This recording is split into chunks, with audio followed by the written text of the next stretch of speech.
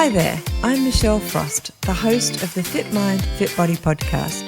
Welcome to the Delirious West series, where we follow everyday runners preparing for the Delirious West 100 and 200 mile events in April 2025. In today's update, we'll check in with one of our athletes to hear how their training is progressing, the challenges they're facing, and the victories that keep them moving forward. Whether you're training for your first ultra or simply enjoy inspiring stories, you're in the right place. Let's dive in and see how our athlete is doing this month.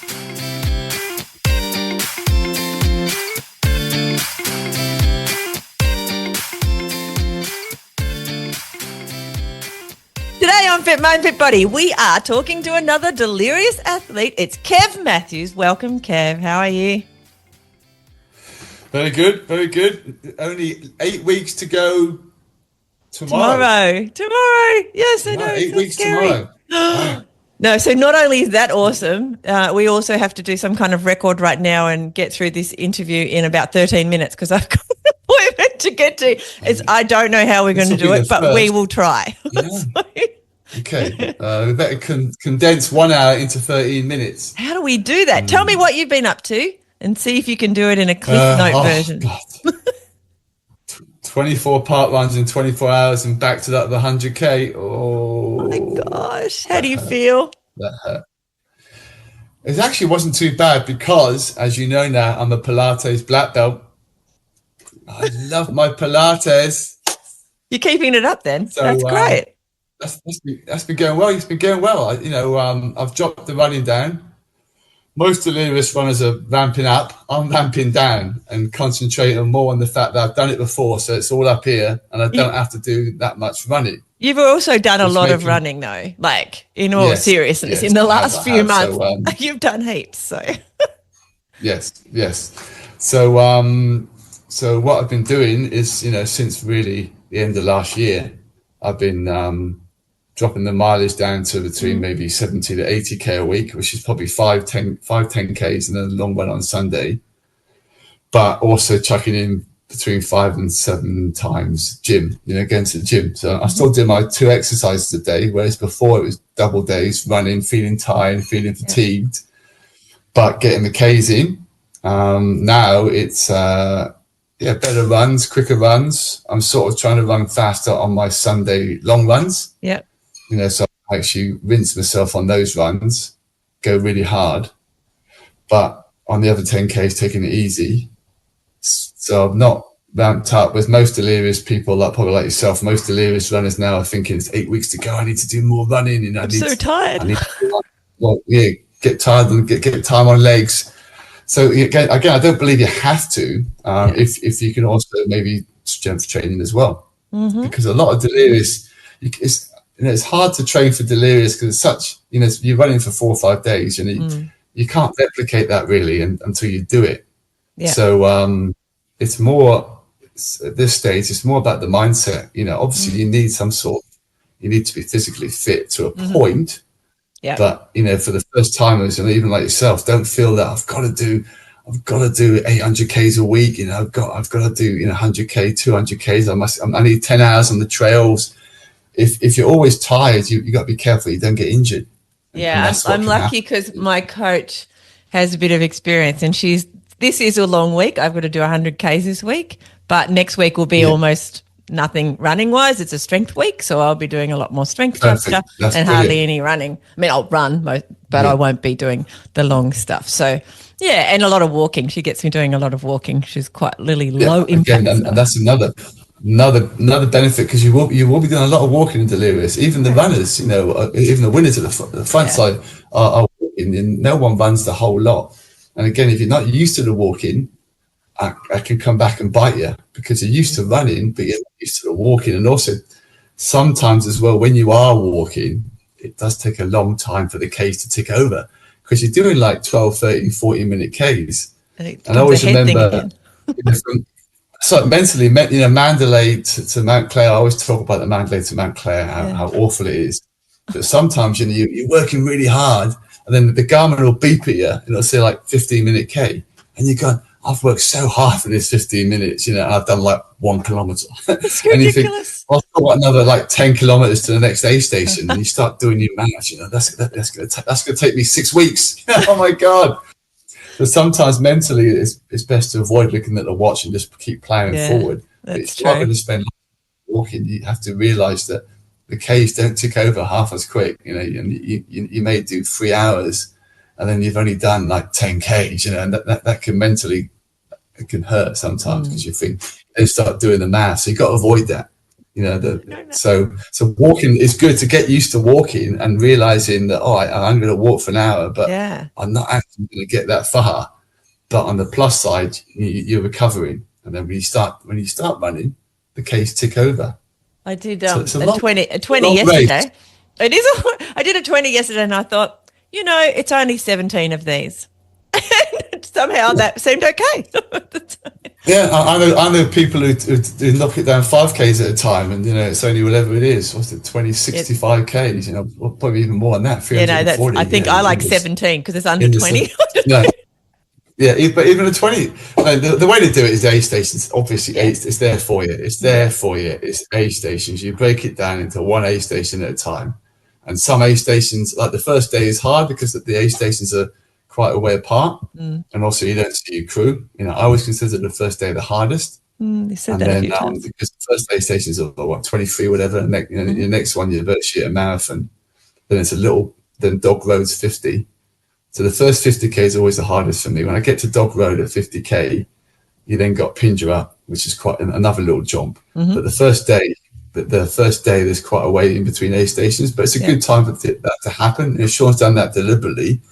Because you should be ready to do the first day. You're full of beans, you're excited, you're running with people. So and then towards the ends, some of the aid stations are closer together, which you need.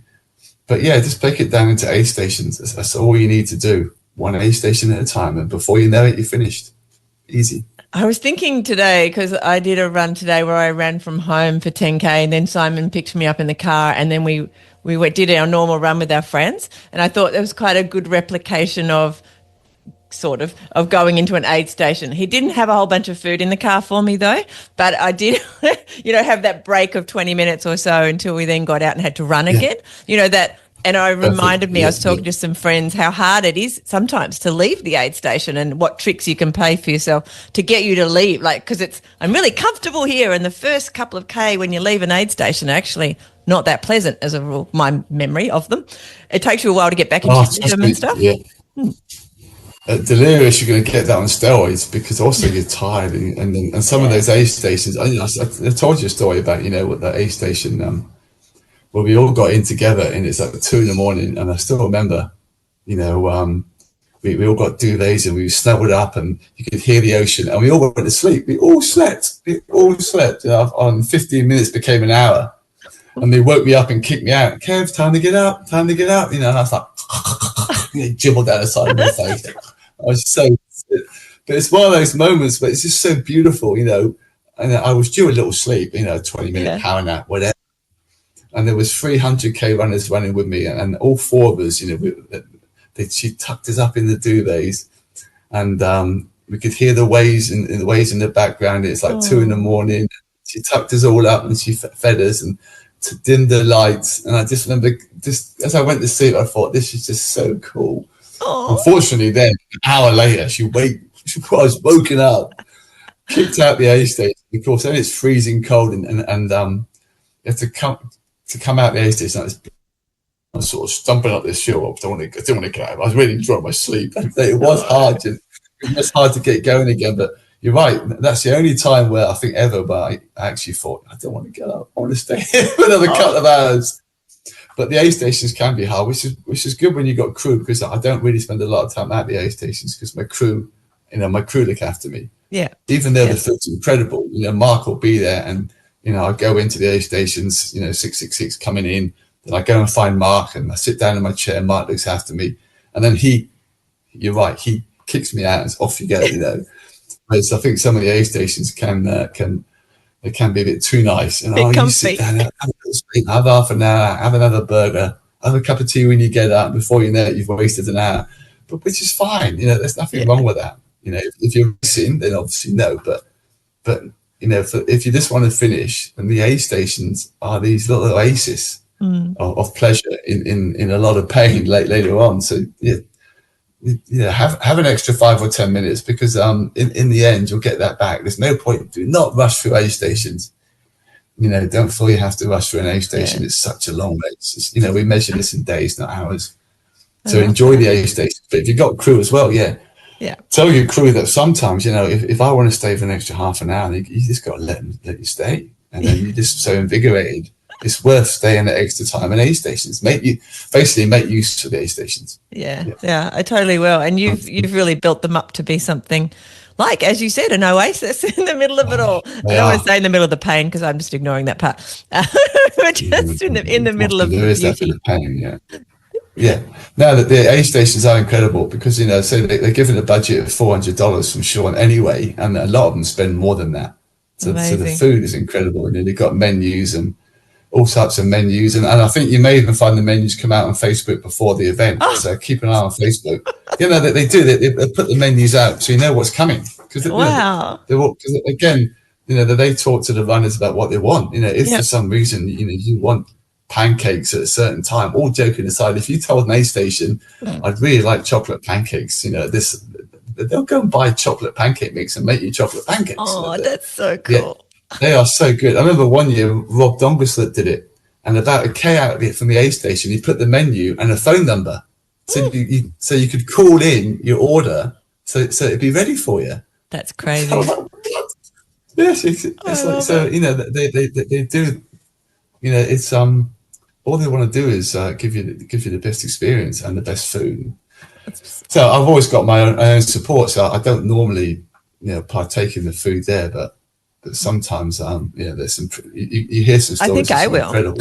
It's like part of the event. Yeah, oh, you can do it both, by all means. You know, say I always put on weight, and it did come back and bite me once. You know, once I did have a steak when I shouldn't have. You know, I was running well, and it was at Lowlands. I came in, and Mark, you know, and I was running well into the aid station. Yeah, it was late at night, and I had a steak just because Mark said, "Do you want a steak?" Oh, I had a steak, and I ate too much, and I came out of the aid station. You know, I'd overindulged, and I had to walk about at least 5 or 6 Ks. And I didn't feel very well. You know, it's dark, and I felt the tummy felt heavy. Yeah. That and Monkey Rocks actually last year, same thing at Monkey Rocks, had a mocha, milk, 600 milk up this big climb, and so you can overindulge. Just be a bit careful. You know, if you're running well into an aid station, and you don't need to. Sorry, Glenn's pointed that out a few times as well. Oh, Glenn's the worst. Oh my God, he's like a little piggy when he gets into an aid station. His little eyes light up. Like Phil this year, you know, we had far too much. Had about 4 IKEA bowls, and the next 10 or 15 Ks we're all walking because he felt he was really sick. You know, he's trying to throw up because he just had far too much food, far too much. So you can overindulge. I've done it twice. You can have too much, and as you say, like you said then. But again, this means the next 2, 3, 4, 5 Ks, you just got to walk it out. You know, it's not going to ruin your race. You know, you get indigestion for a few Ks, then it disappears. Yeah, you have to vomit. It's too much, like Glenn. But normally you can run through it. So certainly make use of the aid stations. And again, this is all about nutrition and hydration. This race, it's all about keeping the fuel tank as full as possible. You know, you're better off having the fuel tank too full rather than empty. Too low. When it's empty, you stop, and you know, world of pain. If it's too full, you feel a bit uncomfortable for a bit, but eventually, you know, you'll eat through those calories and it'll empty, and then on you go to the next aid station. So make use of the aid stations, and just be a little bit wary. You know, you still want to run the next 20 or 30 K to the next aid station. Yeah, true. So keep that in note. Yeah. Kev, no steak. No second steak at Lowlands. That's not been 13 minutes, surely. It has been longer already, and I'm going to have to speed to my point. What? But I just blinked. I know. so quickly. All right. But so we will talk again next month. Yes. Go. I'll finish quickly. The 13 minutes, today's tip for 13 minutes was, you haven't got to kill yourself. Don't overtrain and get to the start line injured. You're better off getting there undertrained and uninjured. 100%. 100%, because it's more mental than physical. Don't worry too much about the physical. And then the next thing is, make use of aid stations. There's some incredible food there. Make use. Don't overindulge. But if you think you need a half an hour kit, take a half an hour kit. Yep. You know your own body. If you want an hour kit, take an hour kit. It's a massive race. Don't never worry about time. It's just, and then also finally break it down into aid stations. Yeah. There you go. That's it. That's it for this. That's it for February. We will talk to you again next month when it will only be a few weeks to go. I'm so scared. I know, 8 weeks. I don't. And again, keep looking forward to it. In a good way. In a good way. So much fun. I'm as excited about it as you are. It is, again, mental. Get into the mental frame. You are really going to enjoy it. That's half the battle. I am. I'm enjoying the adventure already. So. Yes. All right. Kev, go on, go. Thank you. Sorry for cutting it short. I will talk to you next month. Book it in and we'll talk to you then. All right. You're awesome. Thank you. And that's a wrap for another Delirious West athlete update. A huge thank you to the athletes for sharing their journeys and to you, our listeners, for joining us on this delirious adventure. Remember, it's not just about the finish line. It's about the journey, the community, and the moments that keep us moving forward. Keep rooting for our runners and tune in for next month's check-ins to see how their training is unfolding. If you're enjoying this series, we'd love to hear from you. Leave us a review and share the podcast with your friends. Let's all get a little delirious together. Don't forget to subscribe so you never miss an episode or an update. Connect with us on the website, on Facebook, or on Instagram. And we'd love to hear your stories and support you on your running journey. Stay strong, stay motivated, and keep pushing your limits. Until next time.